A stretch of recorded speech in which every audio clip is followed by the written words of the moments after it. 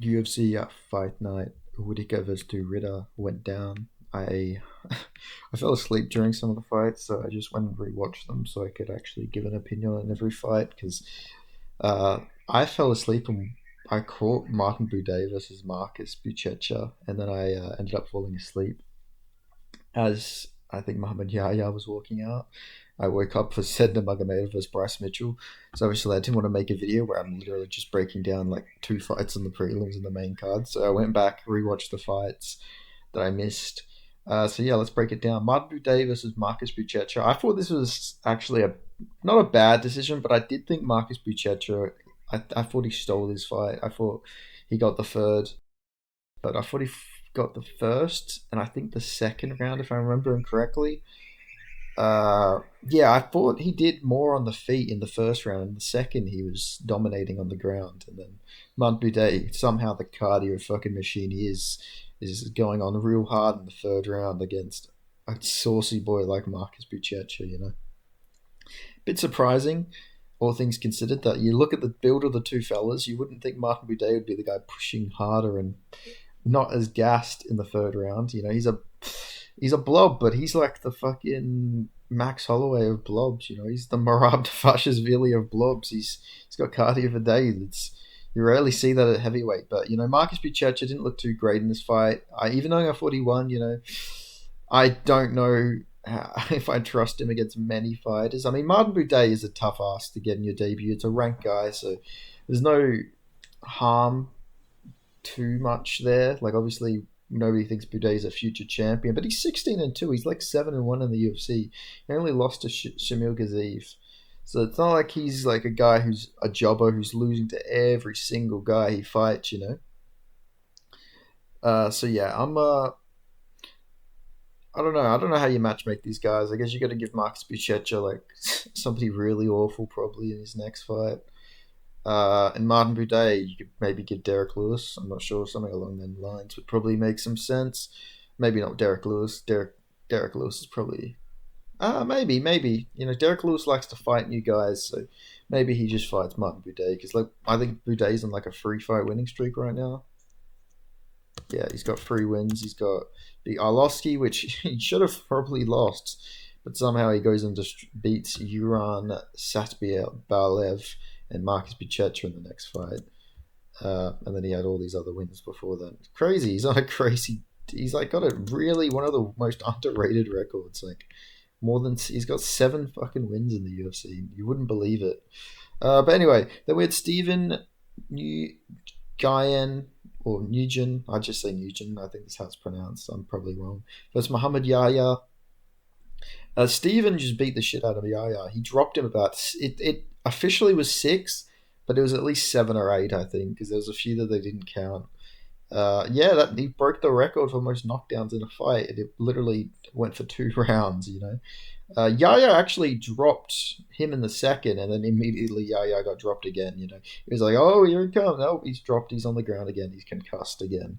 You could have stopped this fight in the first round when he got dropped all them times, but actually, I understand why Herzog didn't stop it because you look, he wasn't like flatlined. He wasn't super concussed on the ground. He was getting dropped every time. Don't get me wrong, but he was still in it.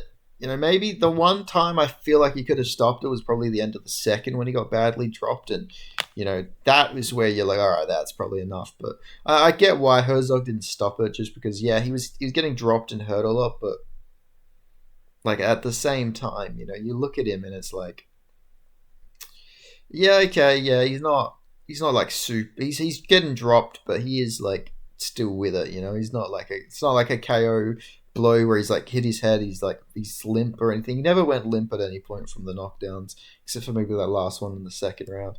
So I don't think Herzog did too bad of a job with that in mind. Obviously, you can still stop it, but people would still complain. So I get why Herzog let it go. But yeah, great performance by Steven. Yaya probably gets cut, or they should just fucking book him against Anshul Jubli. Just book it. Just do it. Like, why not? Winner gets a win for their country. He'll be the first Emirati fighter to get a win, or he'll be the first male Indian fighter to get a win. So that would be huge.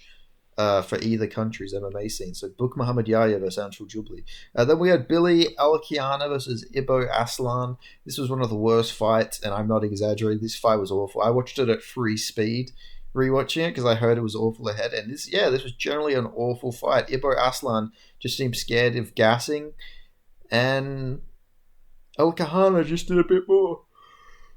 Sorry, guys. I know I get shit for yawning, but it's 7 a.m. in the fucking morning. I haven't really slept much. I've slept on and off.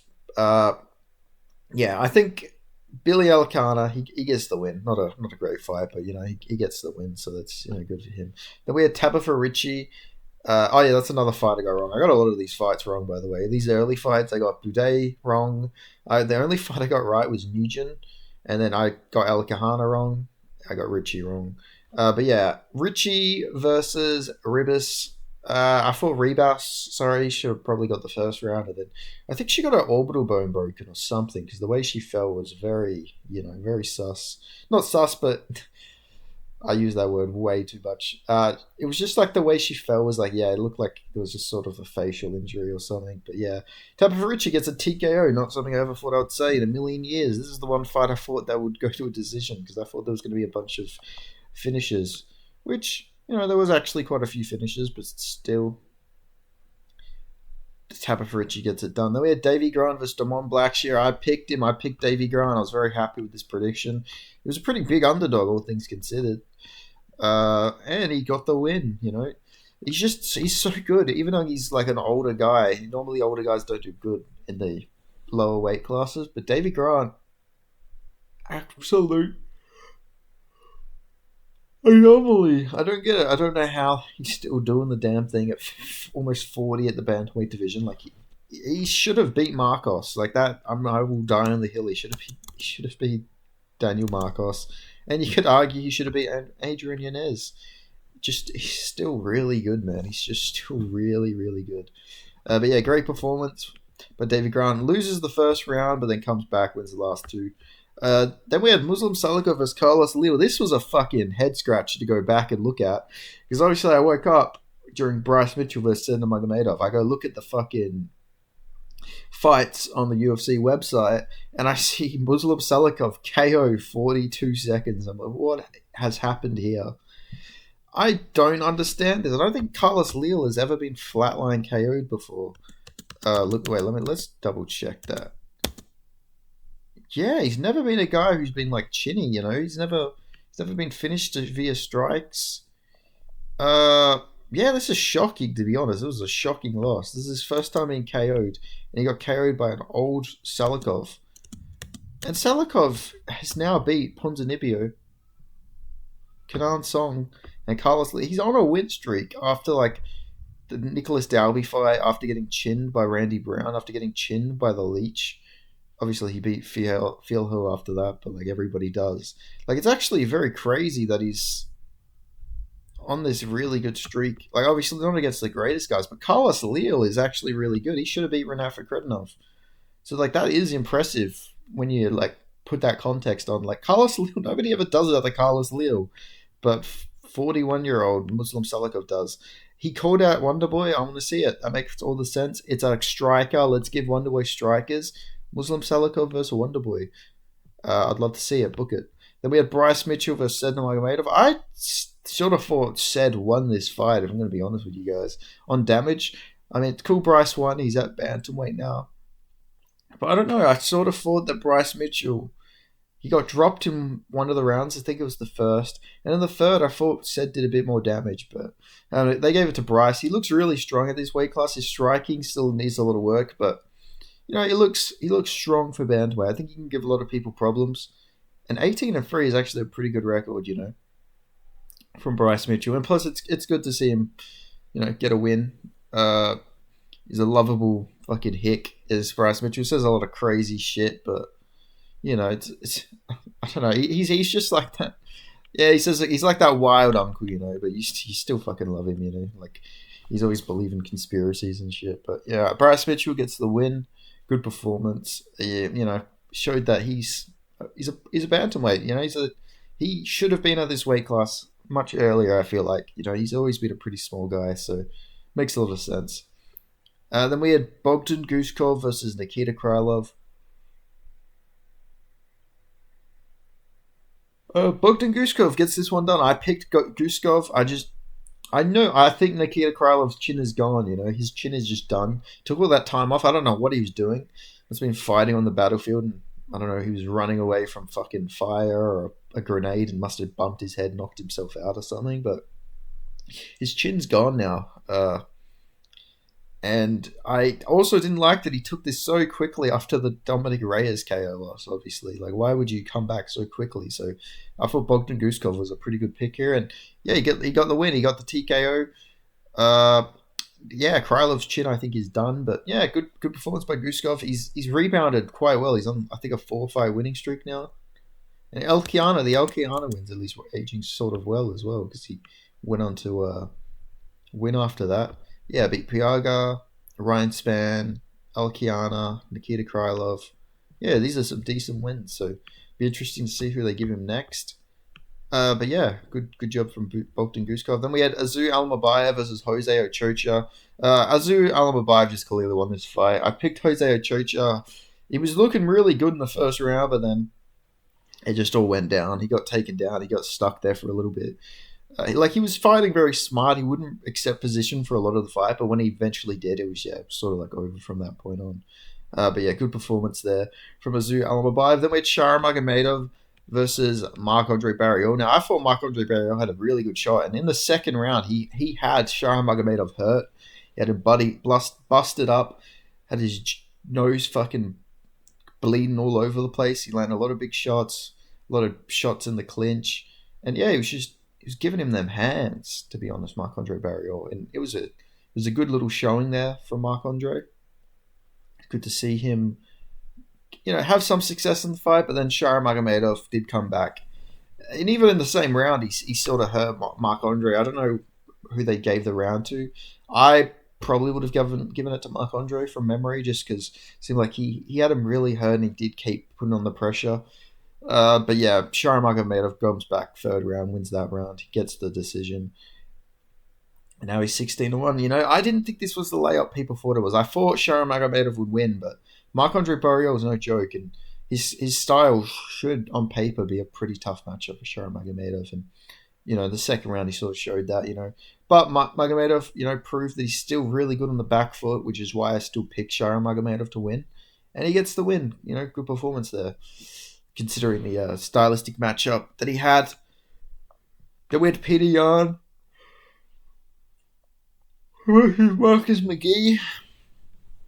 Peter Yan gets the win. First round was really close. I gave it to Marcus McGee just because he seemed like he was landing a lot of big shots on Peter Yan, but you could maybe give it to Yan, but I thought Marcus McGee gets first round, and the last two, Peter Yan. Exactly how the fight went. Yeah, Marcus McGee showed that he's he's ranked a level. I reckon he gave Peter Yan like a decent fight. He didn't go out there and get massacred, which is, a good look. But, Peter Yan gets the win. 5-rounder would have made this really interesting, because I feel like Peter Yan probably gets a finish in a 5-rounder. But yeah, he was getting his hands going, was clinching a lot in the third round, and just won. Just got the win, mate. Like, that's all there is to it. But yeah, Peter Yan gets the win. I thought he won. I'd seen some people say Peter Yan got a robbery, but I don't disagree with that. I think people just hate Peter Yan for some reason. I'm not sure why. I think it's because people maybe overrated him a little bit at one point in time. But yeah.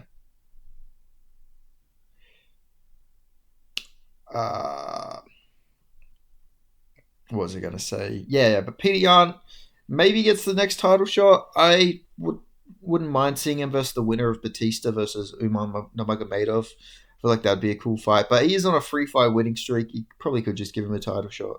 But I just feel like Merab, if Merab beats Sandhagen, which I think he will just destroy Peter Yan again. But I'd love to. I just want to see Peter Yan versus Umar Nurmagomedov. I feel like that'd just be a cool stylistic matchup. But still, then we had Reiner de Ridder versus Robert Whittaker. Reiner de Ridder gets the win. I thought he got this. It was honestly very close. 48-47, could have gone either way, but I did think Reiner de Ridder did enough in the 5th round. Yeah, he was clinching, but he was just landing a lot of shots in the clinch, and I just thought that got him the volume, sort of got him the win there. Plus, those knees were money, man. I think it was the second round where he landed a really big knee that hurt Whittaker, and then he got a takedown. Those knees were very big for Reiner de Ridder. And also the third round, I was getting flashbacks to the Dricus fight because he had Rob hurt and he was like pressuring, throwing those shots exactly like Dricus.